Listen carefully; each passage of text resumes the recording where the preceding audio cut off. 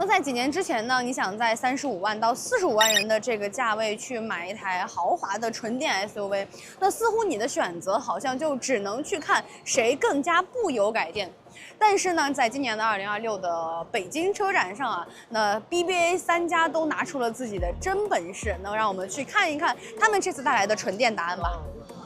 好，那我们先从 iX3 看起啊。那首先呢，我们要有一个前置条件，就是这台车的海外版本之前我们也去看过。那这一次我们看到的是一个专为中国专供的一个长轴距的版本。那首先呢，其实它整个的前脸部分跟海外版本是保持一致的，它都采用到的是从新时代 X 概念车上所借鉴到的设计。那有一个最显著的变化，其实就是它的这个双肾格栅现在的面积是进行了一个大幅的缩小。那除此之外呢，它的整个天使眼的大灯现在变成了数字天使光翼啊，然后包括激光光线等等这种元素，让整台车的前脸变得更加的有科技感。好，那我们刚刚也说到，这一次我们看到的是长轴距版。那之前海外版的标轴呢，它的整个轴距是2864毫米。那这一次在我们看到的这台车上，它也是进行了一定的加长，现在的轴距就已经达到了3005毫米，并且呢，我们可以看到门把手啊，在海外版的车型上面，它的门把手是一个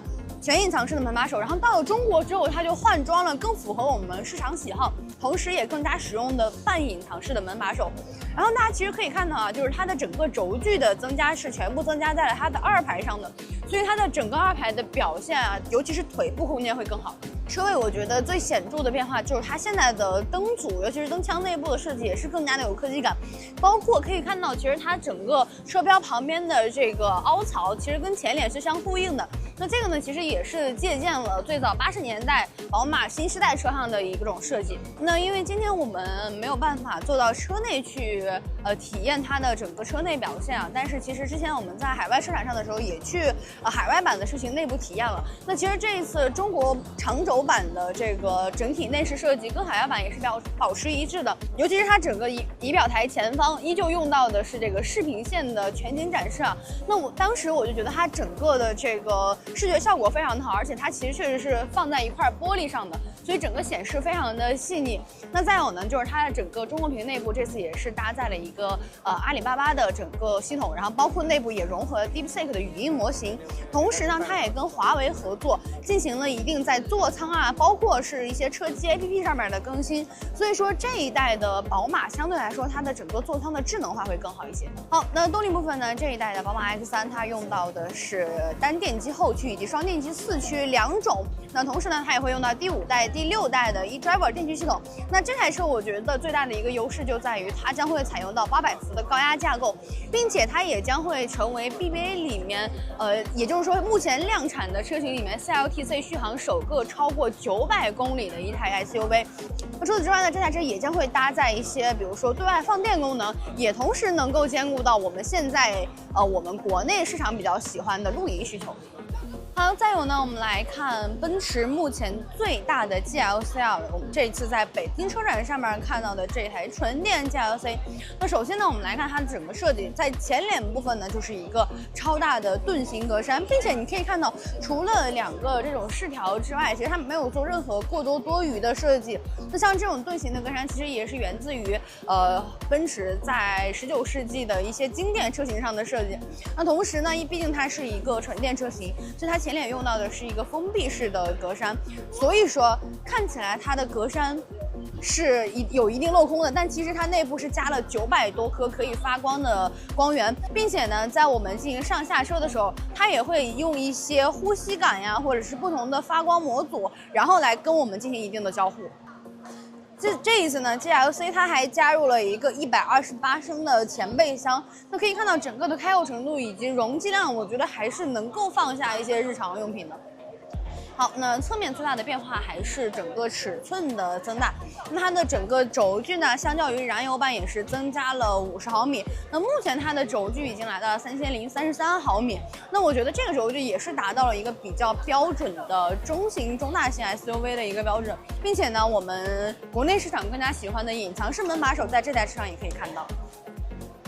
好，那整个车尾呢，辨识度最高的就是它这个星辉尾灯。它整个灯组内部的设计也是融合了3叉星辉的这个车标进行设计的。可以看到整个灯组内部它用3根这个凸起，然后来营造出这样一个感觉。那除此之外，包括还可以看到，从我们这个侧面去看，它整个灯组其实是融入在整个背部的线条的，所以说它整个背部的整体感，然后包括流畅度都非常在线。好，那来到 GLC 的车内呢，那就是熟悉且精致的设计啊。那其实映入眼帘的就是前方的这个超大的连屏，包括它整个中控屏跟副驾屏也用的是一个无界的设计。那除此之外呢，这台车系统它内部搭载的是一个 MBOS 的一个系统。那同时呢，我觉得重点就在于它的内部这次也是加了一个虚拟形象小奔。那除了小奔之外呢，它的整个语音生态也是融入了豆包大模型。那除了我们可以进行日常对话之外，它同样也可以识别，比如说四川方言或者是粤语。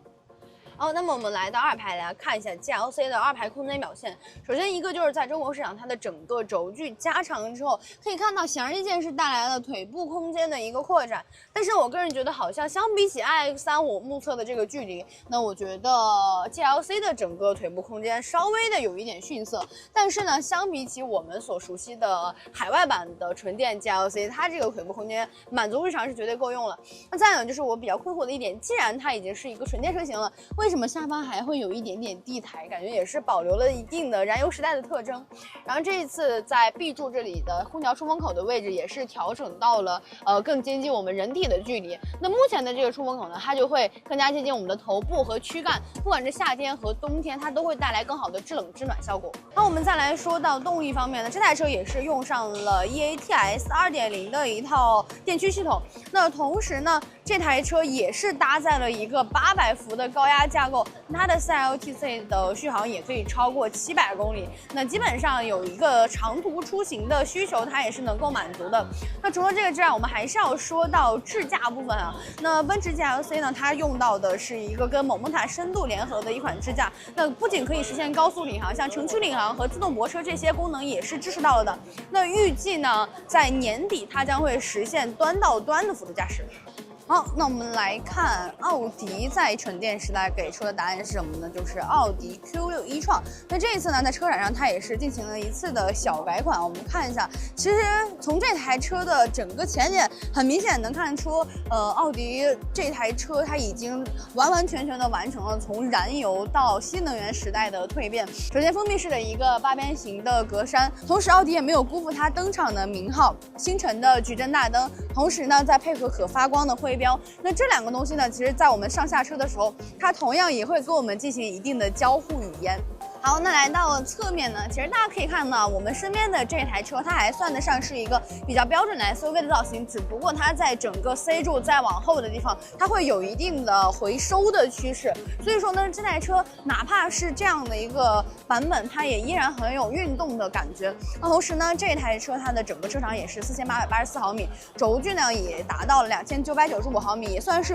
一个中型接近中大型 SUV 的标准。那除了这个版本呢，其实奥迪 Q6 e-tron 还有一个 Sportback 版本，那就在我们的这边。那很明显能看到，到了 Sportback 版本上呢，它整个的感受就会更加的有轿跑的感觉，尤其是整个车顶从 B 柱下面就有一个很溜的姿势。那这样一来呢，相比起另外一台，是不是感觉运动味就更强了一点？那其实这3台车看下来啊，可能是我对于目前国内新能源车看的比较多，所以我比较习惯这种比较常规的贯穿式的尾灯加上发光车标。所以这3台车看下来，我觉得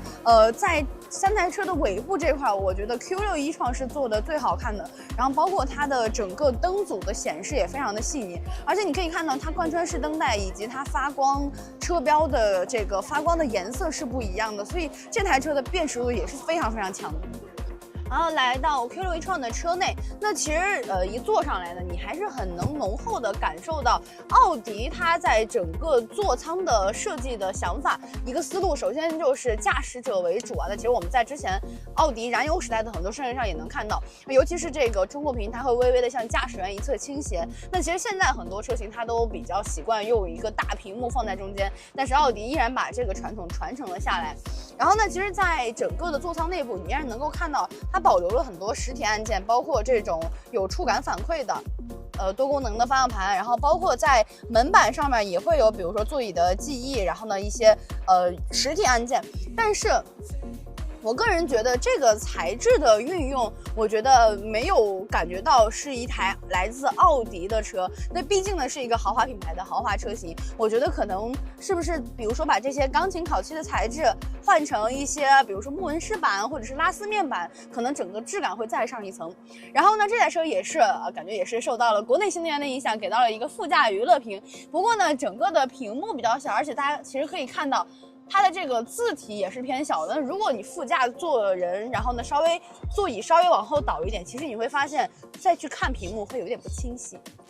好，来到奥迪 Q6 e-tron 的后排。那首先呢，其实相比起我们今天对比的其他2款车型啊，它的整个轴距相对来说都是比较偏小的。但是呢，大家可以看到，其实它整个腿部空间依旧是够用的。再加上呢，针对中国市场，它对于后排的这个座椅的坐垫也是进行了一定的加长，就是对于腿部的承托也是够的。所以说，即便它的整个空间表现没有其他2台车那么大，那即便大家现在已经习惯了中国品牌为了中国人所设计的大空间，但是你再回来看它，你可能会觉得它的空间好像不算大，但其实对于日常使用来说也已经足够了。好，接下来我们来说到3电的部分。那首先是我身边的这一台，它的续航能够达到705公里。那我们刚刚看到的那一台 Sportback 版本呢，它是能够达到715公里的续航。那同时呢，最大功率也可以达到405千瓦，0-100加速4秒多。那其实相比起其他2台车，可能它动力没有那么强劲，但是它的优势远远不在于动力啊，或者是我们整个内饰的设计。它的优势在哪里呢？首先，它是搭载了一个800伏的高压平台，同时在智能驾驶辅助方面，它搭载的是一个华为乾坤的双激光雷达的一个系统啊。我觉得这是 Q6 e-tron相比起其他2台车它最大的优势所在。好，那这3台车看下来呢，其实就像我们刚刚所说到的，我觉得奥迪它的最大的优势就是它把华为乾坤智驾塞进了一台传统豪华品牌的车型里面。那宝马的优势在哪里呢？我觉得最主要就是它900公里的续航。那它让你知道，你不仅可以拥有驾驶乐趣，同时这一辆传统豪华品牌的 SUV 也可以带你去向更远的远方。那么再来说到奔驰，那其实我在奔驰的 GLC 上面看到的更多的是一些 S 级下放的配置。那它其实就是把一些 S 级上面才能体验到的东西都给你塞到了这样一台 SUV 里面。好，那如果说让我以个人的主观看法来看呢，我会觉得华为的智驾再加上整个的价格隐隐有一点小优势啊，奥迪 Q6 e-tron它的优势还真是不小。